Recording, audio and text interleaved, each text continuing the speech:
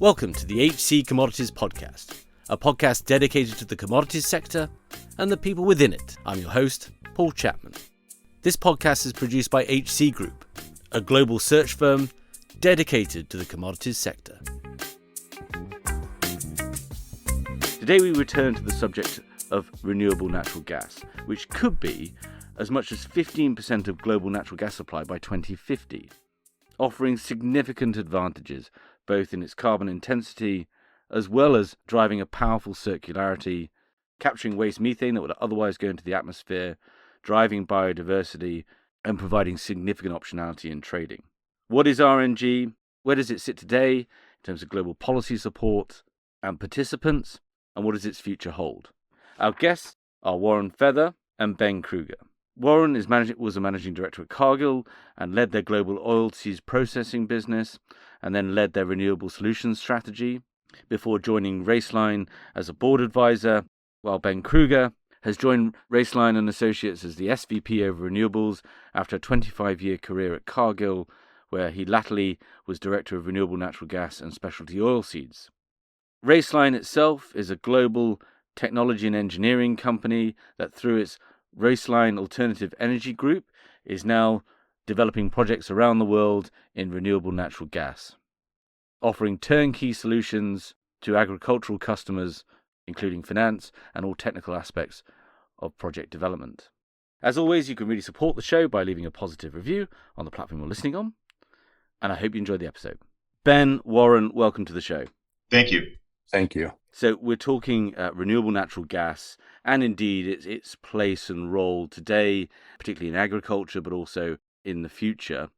We've obviously had a period when sort of the energy transition sustainability itself in particular is going through challenging times with sort of policy volatility, obviously increased interest rates and more of a focus on energy security over the last 3 years. Why is this still an important story, and particularly why is it important as we put it in the context of agriculture? I mean, there's a lot of answers to that question, but I think irrespective of the political climate, of what's going on in the energy space, you have to anchor yourself in something. And I think for me, I'm anchoring myself in climate change and what's going on with climate and what's going on in the natural world. And I think when you consider we have, 8 billion people going to 10, the world GDP continues to go up, which means that people want to eat more protein in their diet and they want to move. So, I mean, if you think about two things people want to do is they want to eat better and they want to transport themselves somewhere. And so all that amounts to, we are putting more greenhouse gases into the atmosphere than the earth can absorb. And as a result, our climate is going up faster, hotter than we had expected. And somehow, some way, we need to have all hands on deck in terms of a solution. It's not going to be one single thing. And agriculture and energy, and specifically ag as a feedstock for energy, provides one of those solutions. And so we see, and we're anchoring ourselves in climate and believe that renewable natural gas provides one of those solutions, and a very interesting solution because it is directly linked to the agricultural world, because we're using feedstock that is either directly at the farm gate or a different part of the food channel, i.e. Animal waste. And it provides also a very, very low carbon intensity. So it has a very good carbon footprint in terms of a renewable energy. So for me, to answer your question, me personally, I'm rooted in climate and the natural world, preserving our natural world. And given the fact that things are changing more rapidly and more deeply than we had anticipated, I certainly believe, and I know Ben shares the same view, that we need all solutions to help combat this thing, irrespective of what's going on in the world politically. We still have this scientific fact that's going on, and we need to find solutions for it. And renewable natural gas will provide part of that. Yeah, I guess while we've got you, because you've both spent careers in agriculture and still in it, and you know, can you just give us, I guess, make it a bit more real for us, the real impacts we are seeing today around, crop risks and obviously biodiversity loss, because obviously that will play through into both the mission of RNG and all of these solutions and tackling it, and of Raceline itself. But I guess, can you crystallize what is the agricultural world going through today in terms of the impact from climate? Ben and I have seen it firsthand, and I think, Ben brought up the point on more volatility, impact on labor. I'm seeing it firsthand. I own a farm. It's a farm out here in the Pacific Northwest, and we've owned this place for 10 years. And in that short period of time, we're seeing, the hottest seasons one after the other, back to back. It's putting a lot of pressure on our plants. We actually have a vineyard, so we're putting a lot of pressure on the vines. It's easier for the vines to contract disease when they're under stress. We are seeing varietals. These varietals were planted here 50 years ago, and we're talking about a whole industry potentially changing the varietals that we've been growing for 50 years, because they can't survive, or they can't produce the proper quality fruit in this environment anymore. So the whole industry is now looking at other varietals, and warmer weather varietals, as a result. Not to mention the stress, as Ben mentioned, on farm labor. And it's not anymore just something you read about. It's something that you see, at least I'm seeing firsthand. Yeah, yeah, and that's a global story, right? Yep. And varietals moving north in France and to the UK and so forth. And it's certainly no laughing matter. And we've kind of touched on it, and we'll come on to policy support. But we sort of wanted to make the point because climate change has slipped down the awareness levels in media, in policymakers and so forth. Yet it's still it is absolutely existential, and the one big challenge that we all face and has an impact on all of us all of the time. And actually, as we've talked on this podcast a few times, underpins many of the artifacts that we're seeing globally that are causing trouble. Migration, a lot of it is driven by climate change, for example, wars and so forth. All of it ties back to the profound changes the planet's going through. And there are, of course, the process of electrification of everything. And some of those electrons are going to be cheap as a result of familiar and known technologies. Some of those electrons, the molecules remain expensive, though. Green molecules do.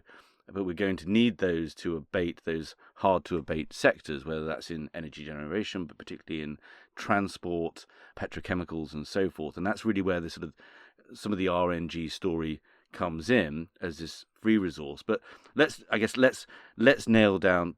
Ben, can you just tell us what RNG is and kind of link it to some of the perceptions that are out there when you crack out your pitch deck? Yeah, absolutely, Paul. I think renewable natural gas, it's very interesting. There's perceptions that I think are maybe in three buckets around this particular energy, and one would be that the economics are really challenging, that it's a heavy premium to be able to consider it. Second, it would fall in the area of, is there even enough scale to make a meaningful impact or a material impact on an alternative energy solution? And third, for some, it's just the basic question of what even is it? And I think with that, the realities and the answers to those three areas, I think, are interesting. So your renewable natural gas, one, it's super competitive carbon. And when you think about avoiding methane and abating it, the impact that has on climate, it brings solutions not only for energy, but for decarbonization that can be as competitive as $50 a ton of carbon or lower. Second, we've done some study on scale and in looking at what could be possible on bringing feedstocks to market. This is an industry that could be as much as 15% of the world's natural gas needs by 2050 if the right conditions are in place. And third, to the question of what even is it, the answer to that is it's waste to energy, and it brings a really powerful circularity component to it, not just energy. It's literally taking waste. So as part of this mobility story and growing population story and diet story that Warren mentioned, it's taking these wastes that happen through those processes and putting it to good use. And lastly, the reality of the whole thing is it's ready now. It's proven technology that's been around literally for centuries, but really well developed over the last several decades. It's leveraging existing infrastructure in terms of natural gas grids that exist and all the other infrastructure in place to use it for energy.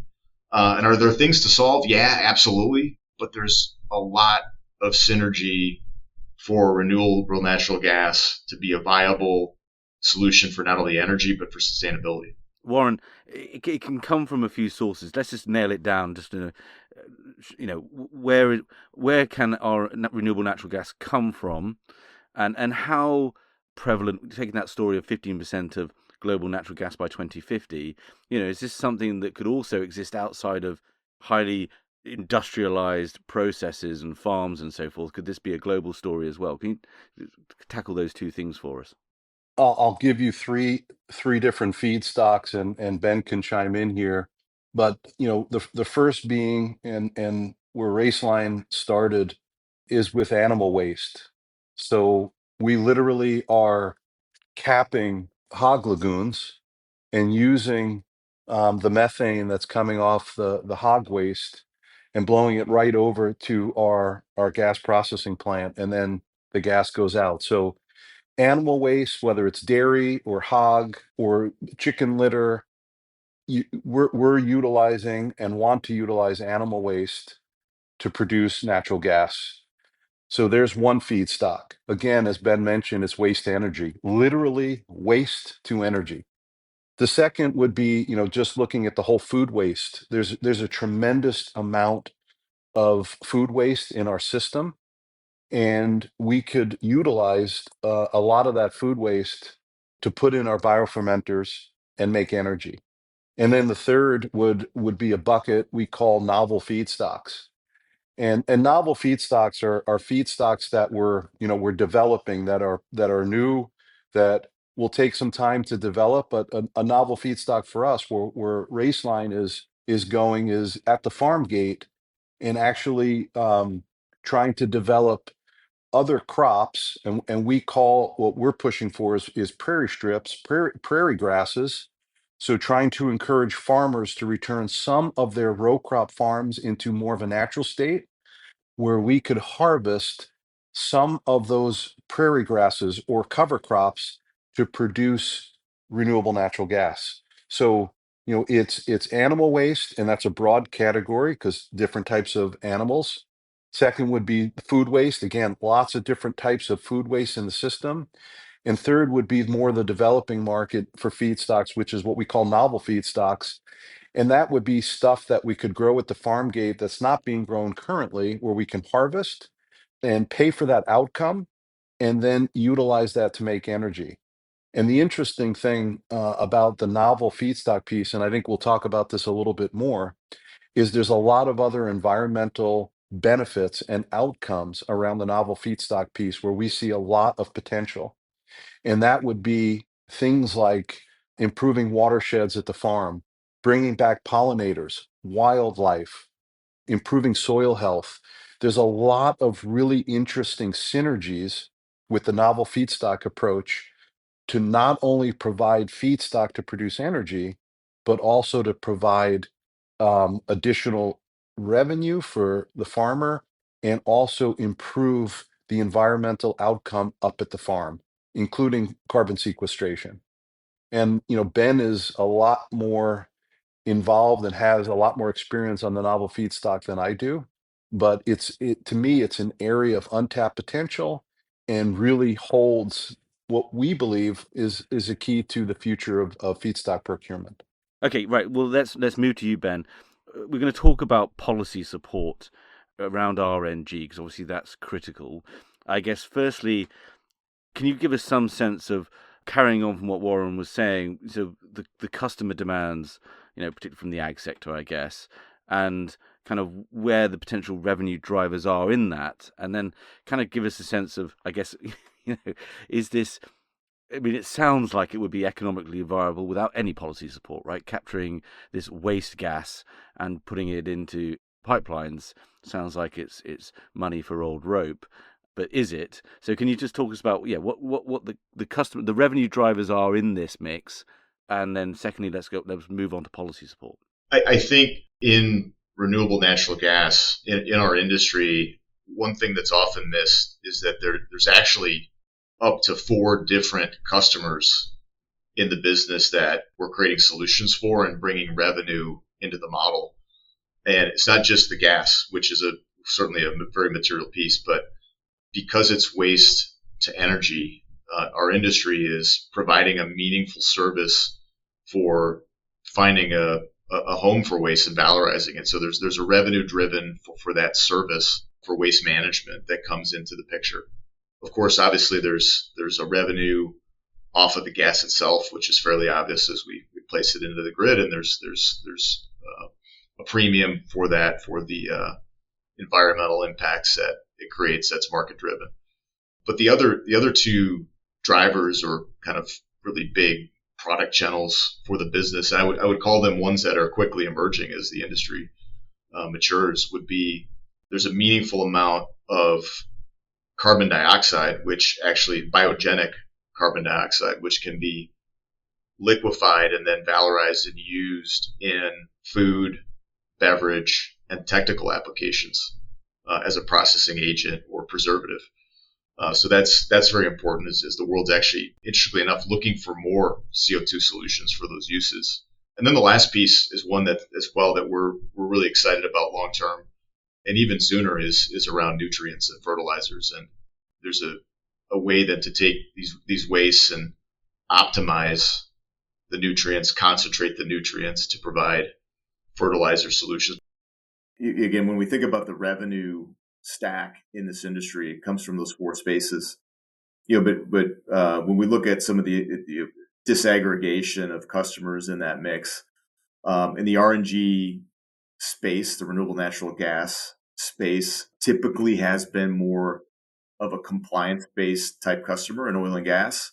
I would say, though, quickly emerging is more voluntary demand given the competitiveness of this carbon, as I mentioned before. And frankly, the fact is people that remain committed to targets look at their need for sustainable solutions in energy.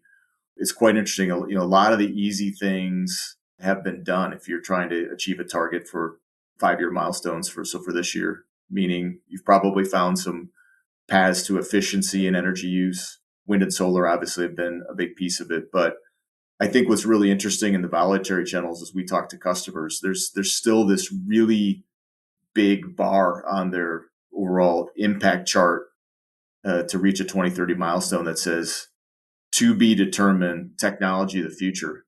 And for 2030, that's not that far away. It's starting to get late, and that's where we get excited. Is renewable natural gas? It's really ready now, especially for these hard to abate sectors, which may not have other technologies to arrive as a solution in the next 5 years. I guess it's sort of it's a twofer nature of it, isn't it? Because let's say the RNG world didn't exist, they'd at some point, and I guess all of this gets unlocked by actually having a carbon price, which obviously we're seeing in Europe with CBAM is going to start driving some of this.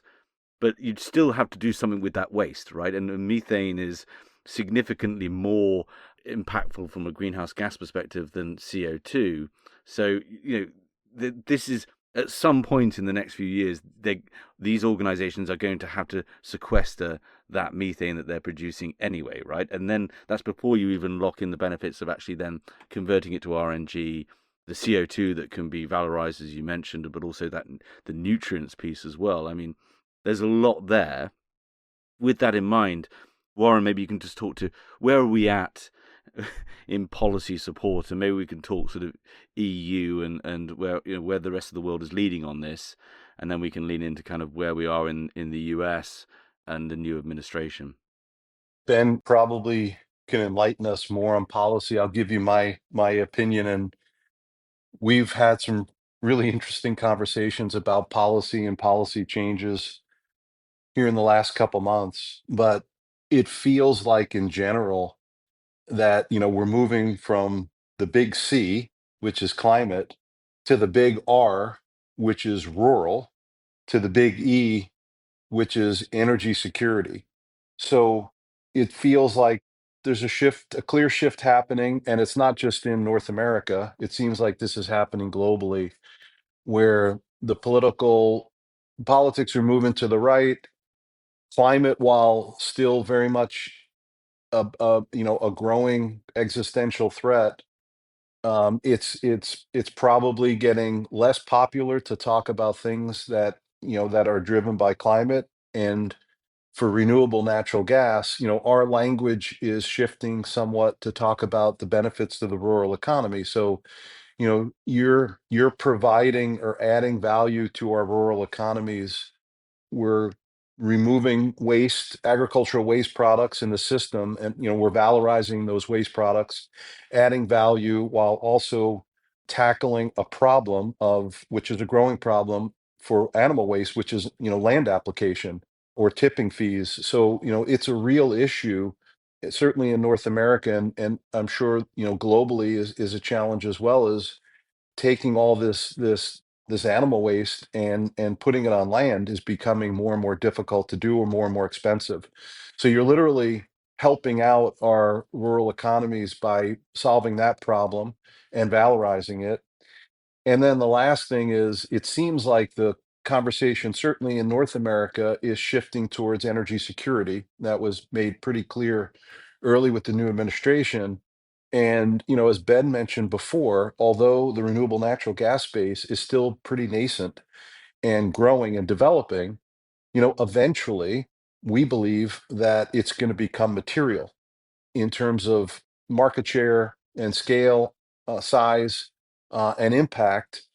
And therefore, you could bolster the security of energy, certainly in North America, and places like Europe and Asia and South America. I mean, all these areas are looking, and they're different states in terms of their progression on natural gas, renewable natural gas production, but ultimately you bolster your energy security.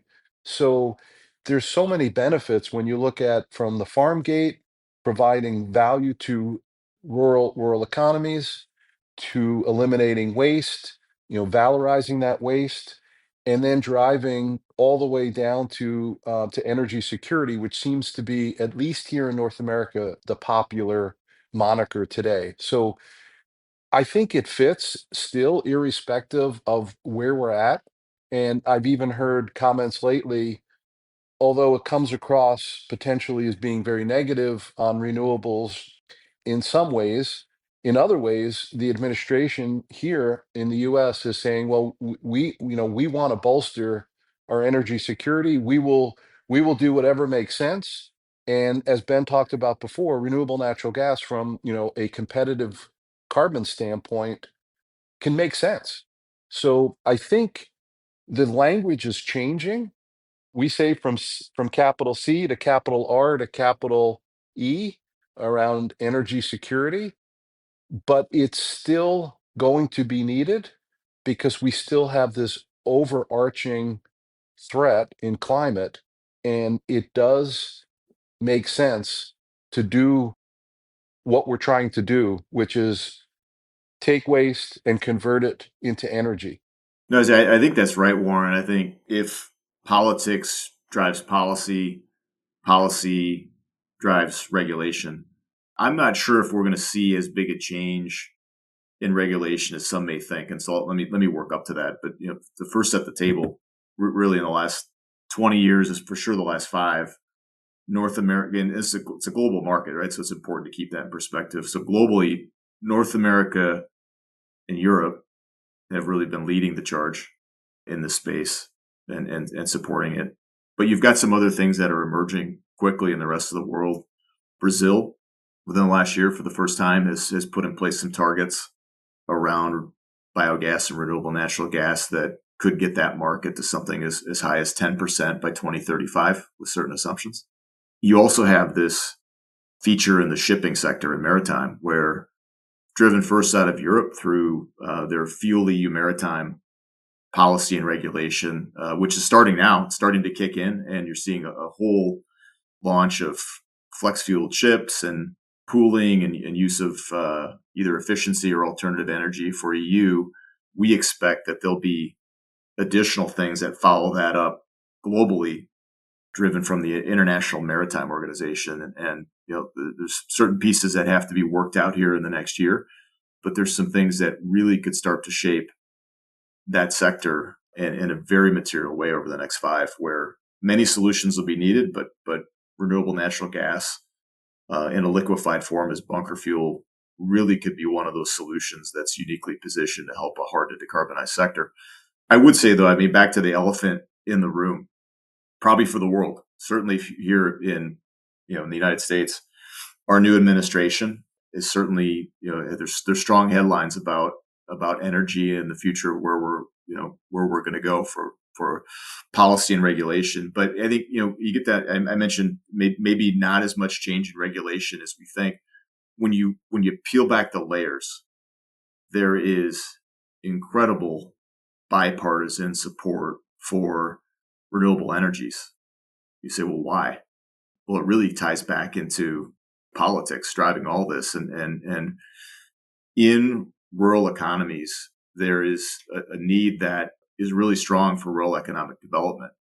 And in rural economies that drive the politics of the United States, many, if not all of the swing states that really shape our elections are RNG producing states or have the feedstock that is needed to really drive it. So I think the messaging may change a bit, but the overall regulation may not change. The answer may surprise you in the fact that this need for rural economic development in these swing states will really support it. And I suppose in some ways, where I think we may be, it's a little bit of Back to the Future, where we may be going back to where we were in the late 2000s in the United States, where under the Bush administration, it was the 2007 Energy Independence and Security Act that really launched the renewable fuel standard that's still around today for road transportation. And the 3 tenets of energy security, rural economic development, and then, of course, climate, we're all a part of that particular law that was put in place. But I think we are really back to the first pieces of that, more so than the last piece of that will drive it. And we may actually see growth in the next several years. Well, I guess, when you step back, it makes sense, right? And you're not also having to, a lot of the renewables are reliant on supply chains that exist in China, right? Which are obviously going to be, for this administration, a bit of a bête noire. So, the fact that RNG is solving a problem in terms of what to do with the waste, circular economy, and also you're leaning on existing infrastructure would suggest that actually, and obviously the community that it's serving, i.e. the rural population's agriculture, which is a key constituency, I would suggest there are certainly other renewables that are going to suffer first, right? I think would be the sort of the takeaway for me. Yeah, I was just going to add that in addition to Ben's comments, the amount of jobs that the renewable fuel and renewable energy sectors created is very, very significant. I remember looking at this 10 plus years ago and being amazed. There was something like, in the United States, the renewable fuel industry hired something like, or created something like 1 million jobs. And I was looking at some data last week, and I think in the US that number's up to something like 3.5 million. So from a growth standpoint and job creation standpoint, which is ultimately, a very big deal, especially in our rural communities, it's significant. And that is, that has the ability clearly on a global basis, for sure in Europe, where you have the mature renewables, fuel and energy, there's a lot of jobs that's been created. And that'll happen in APAC and South America as well. So it is a significant thing from a job standpoint. The energy and resources sector is experiencing unprecedented change. To help companies navigate this world and capture its opportunities, HC Group launched Enco Insights in 2023. Enco has rapidly become the leading global expert network dedicated to energy and resources. Enco Insights leverages HC Group's 20 years of connections and dedication to the sector to give clients the expertise they need to take decisions fast. Connect with Enco's experts for anything from a 1-hour insight call to a longer-term consulting project at encoinsights.com. Okay, let's move on to trading, and obviously key to our community, and then we'll talk a bit about where it stands today, which we've already touched on, and then kind of what the future might hold. Ben, is RNG getting traded? If so, where? And what are the opportunities in and around trading renewable natural gas? Yeah, I think the answer, Paul, is it depends. I would say the most mature in the European Union.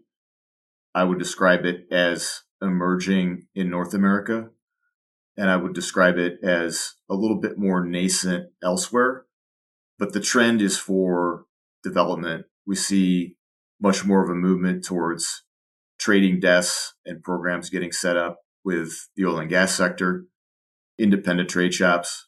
We see the agricultural community getting more active. And I think in some ways for me, I used to run a biodiesel business earlier in my career in North America. And what we're seeing RNG right now actually reminds me a lot of where the biodiesel and renewable diesel industry was maybe a decade ago, where the product markets were still a bit immature. The feedstock markets were very immature. I think about used cooking oil, which is obviously in vogue as a feedstock for renewable diesel and sustainable aviation fuel.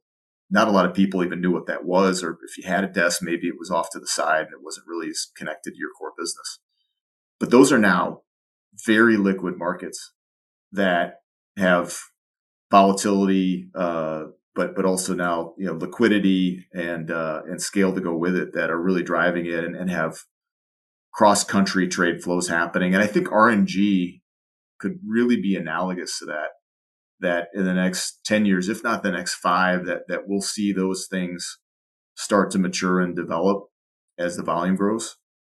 But I think if you're a trader and you thrive off of some liquidity, some volatility, and optionality, for me, the beauty of this industry and this sector is just renewable natural gas as a molecule is such a Swiss Army knife.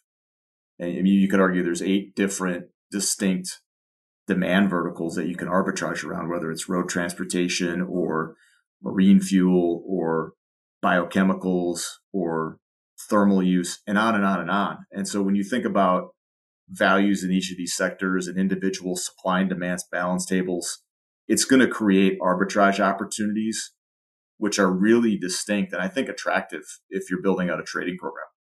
Yeah, how does it? I know this is a bit stupid, but how does it actually work? I mean, is this where you've got, say, a state like California where you've got various policy support and you're tagging your RNG as RNG and you're collecting? How does trading actually work? Because ultimately, once it's in the pipeline, it's just methane, right? But correct. Can you just help us understand exactly how that works? And perhaps, as you say, the nearest analogy is renewable diesel. Yeah, in most markets, when you place your molecule onto an interstate pipeline system, you hit the grid, which we've got very developed grids here in North America and in Europe, some emerging setups in the rest of the world. That grid for most markets creates a fungibility. It'd be like putting electricity in the electricity grid, where at that point, you're really mass balancing. You're tracking the attributes on a piece of paper, but I could place renewable natural gas on a pipeline in Nebraska, and theoretically I could get it into Canada, I could get it into Europe, probably get into Asia Pacific through various means of just tracking that molecule on paper because it becomes mass balanced. So that's the beauty of, hey, as I look at my options and my opportunities, do I want to place molecules in a low carbon fuel program in the state of California for road transportation, or am I in a better position to do something outside the United States in an emerging maritime market, or maybe the relative value spreads between those two markets are at some level of extreme where I want to actually buy in one market, sell in another, because I believe that the spreads will go a certain direction based on supply and demand. So I think that's the mechanics of it. Or if you hit the grid, it really then, for the most part, opens up your options to any market. Yeah, and just roughly, and again, so staying on the basics, just at the edge of the farm before you put it in the grid, how expensive is renewable natural gas, just the economics without any sort of policy support? I mean, are we talking 4, 10, 8? I mean, how, that piece as well. Depends very much on the individual market, as fossil energy markets have certainly their own features worldwide, but it could be anywhere between 3 to 5 to 8x where fossil energy is trading in terms of the additional premium for the RNG. And how does it work? Just staying on sort of these basic pieces as well. Are we seeing, so there's energy companies out there, there's companies like Raceline that are going and offering these solutions to large ag or whatever particular needs can be met. Are we also seeing the other way where very large meat producers and so forth are seeing this as an opportunity, and are they partnering with organizations? Are they trying to do it themselves? How does that, what are we seeing in terms of participants? Yeah, I think the evolution on that, where we've been, where we are, where we are going. I would say historically it was very fragmented, where because it was waste, it wasn't maybe a core part of a large multinational agri company or oil and gas player to really be active in it. So it was a fragmented industry with people that were specialists. I would say that we're starting to shift now where we're seeing more involvement. Maybe it's as informal as commercial agreements where there's more of a tighter connection to large players. But in some cases, vertical integration. We've seen actually incredible amount of merger and acquisition activity in the last few years. I think there was upwards of $15 billion where oil and gas and agri industry wanted exposure. And I think in the future, we'll move towards a bit more consolidation, a bit more integration. And I think you'll have a market that maybe will emerge a bit more like some of the other markets, whether it would be the renewable diesel space or some of the other renewables that have gone in that kind of journey from nascency into adolescence and into adulthood. Yeah, because that is the analogy, right? Where we've seen it ultimately at the very basic level, a waste product suddenly having significant value, whether that's used cooking oil or rendered, animal fats and so forth. And then you've seen this collision of, or partnership, and then sometimes, as you say, integration of energy companies coming in, now suddenly sitting on both sides of the feedstock as well as the molecules out the other side. And, that's had profound impacts and sophistication of that overall pipeline. Again, sort of looking at renewable diesel and other biofuels. So you've already got communities there that energy companies, etc., that are, I guess, they're closer to this type of opportunity than they historically would have been by their increasing involvement in ag through biofuels over the last decade. 100%. Warren, RNG today, can you just sort of give us, I guess, what you see today globally, and kind of, we've already been touching on it. It seems like this is okay, yes, there is obviously a potential setback, although probably less than the headlines would suggest with the new administration. But generally speaking, you've got this lineup of economics, especially when carbon starts to have a price. We're seeing that in Europe and other schemes elsewhere. You've got this lineup of actual other value pools and benefits, such as biodiversity. It seems that renewable natural gas is one of those things that, yeah, I mean, if it gets to 15% of global natural gas by 2050, I mean, that's an incredible sized market, and that's not that's not that far away, right? To get there. Yeah, I think I can build a little bit on what Ben was saying. Global spending on clean energy technology, it was something like $2 trillion in 2024. I think that's like double the amount that was spent on fossil fuels. So there is, despite the potential changes in the political winds that are shifting here and there's still a tremendous amount of investment going into the renewable space. And we see that continuing. I think when I look at natural gas, and I'm 2 months in as a board advisor for Raceline, so my learning curve is pretty steep. And I've been involved in the renewables industry for a long time, but renewable natural gas is still, is for me is still a learning journey. What I see is, going from a fairly fragmented industry to one that's going to be more consolidated over time. I think one of the things that's clear to me is we're going to see bigger scale.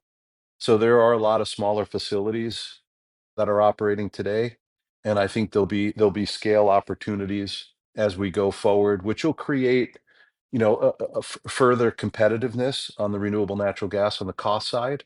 I do think there'll be more talent and risk management, trading, merchandising talent that'll be attracted to the space. Right now, the industry is probably thin on that experience or that on the talent side. And, over time, you'll see more capabilities being developed in the industry. And, the markets will develop. There will be a trading and risk management component of the industry, and it will provide opportunities to create, further competitiveness and revenue in the space. So, scale, obviously the global industry is growing, and I think there'll be a lot of new capabilities developed. And then, as Ben mentioned before, traditionally you see the renewable natural gas markets go into, regulated spaces, the regulated market, which here in North America has been dominated by transportation. I think over time what you'll see is these voluntary markets develop, and you will have all these new demand verticals, some of which are happening already, like maritime as an example, but you will see a shift from a focus on transportation into other markets. So I think we're really at the beginning of all these changes, and we strongly believe that this industry will grow, will get more competitive, will develop new outlets for this gas, and is going to be a really exciting business to be in from a trading and risk management standpoint.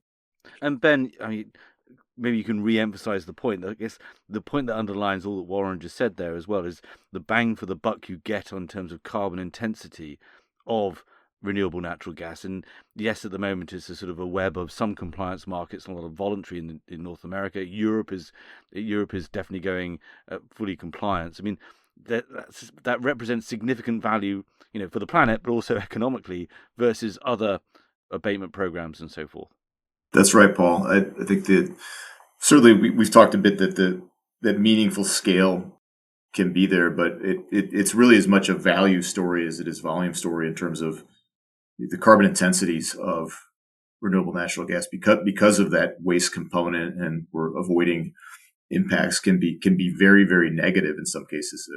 Meaning, instead of releasing methane into the air, which is 30 times more impactful than carbon dioxide, by capturing that and burning it as CO2 and avoiding that, particularly in some of the agricultural markets, you can actually decarbonize much more quickly by having carbon intensity that could be as low as minus 400 or minus 450. In some cases, that would be some of our lower scoring feedstocks in our business today.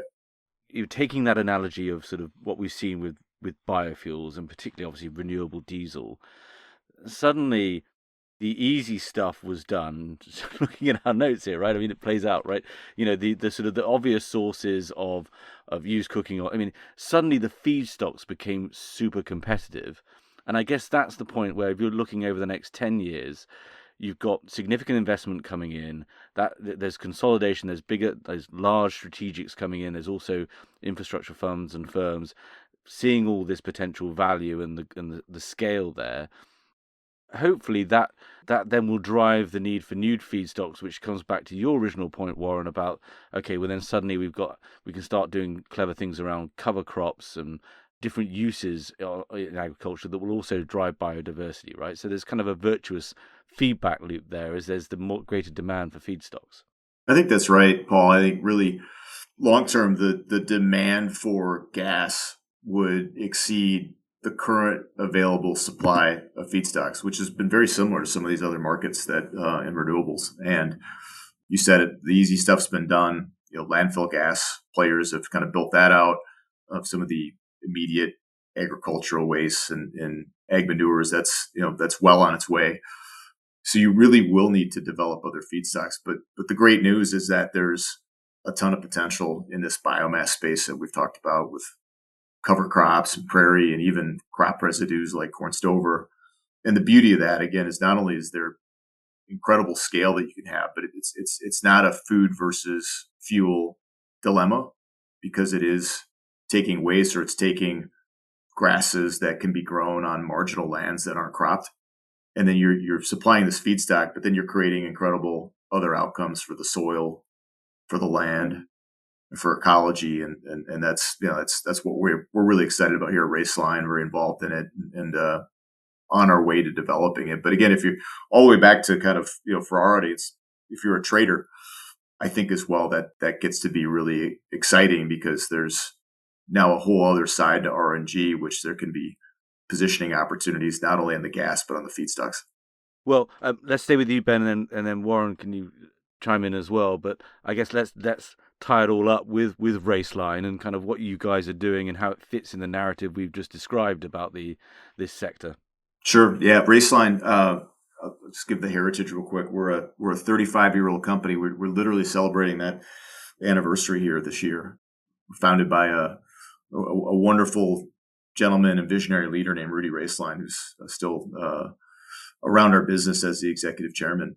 We started as a technology company in some other food and beverage sectors, and we then went into energies, and then we've now got into owning a platform of assets. So we're very active with a couple of large agricultural players, Smithfield being in particular, where we're involved in working with them in a JV relationship, working at a few other JVs. But in our future, we absolutely aspire to continue to grow in the gas space. Will be some of these things we see will be building out more larger scale type of activity with that idea that we think that's an enabler to unlock the next level of feedstocks that will be needed in the market. We'll be involved in some of the co-product development and nutrients and carbon dioxide. But I think where we really want to make the connection, Rudy, our founder, talks a lot, this kind of a Venn diagram of renewable natural gas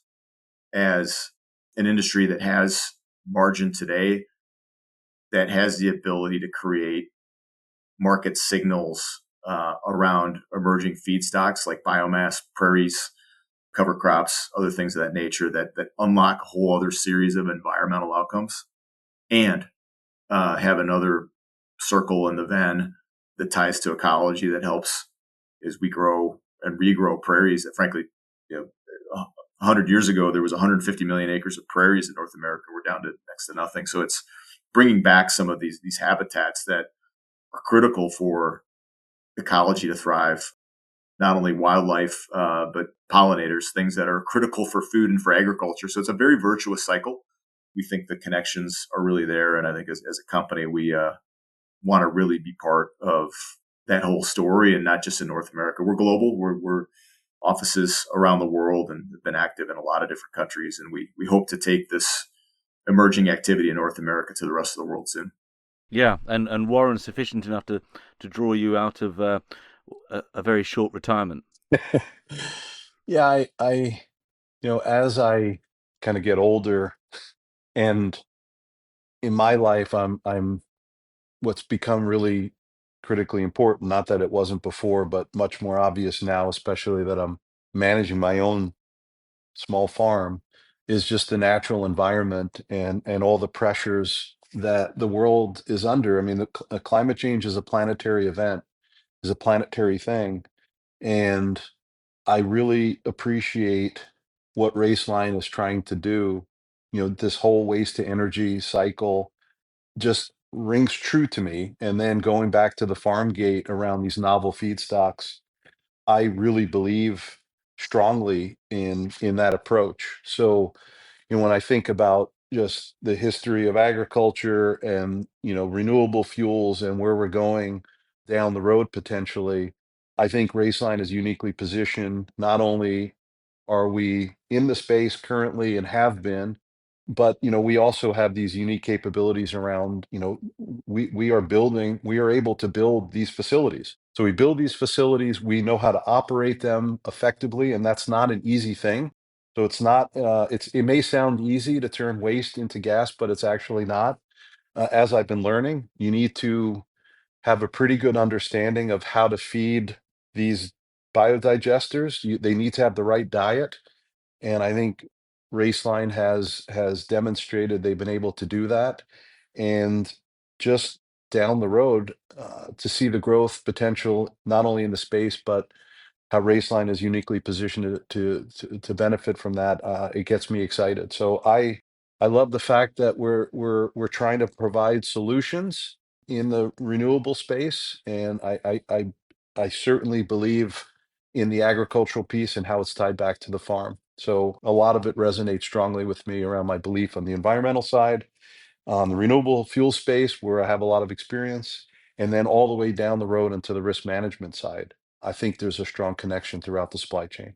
Fantastic. Well, you know, I think not only do we wish you success for the organization, but also, you know, the importance for all of us, as I guess we've outlined, right? There's a huge opportunity there, and it's exciting that, and this is, you know, how I feel about renewable natural gas is that, yeah, there's so many benefits there, but the economics also make sense as well, right? So it's, you know, hopefully it's a bright future, and I'll put links in the show notes for people to be able to find Raceline and you both, because I'm sure there'll be some interest sparked as a result of this conversation.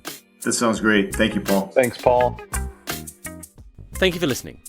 To find out more about HC Group, our global offices, and our expertise in search within the commodities sector, please visit www.hcgroup.global.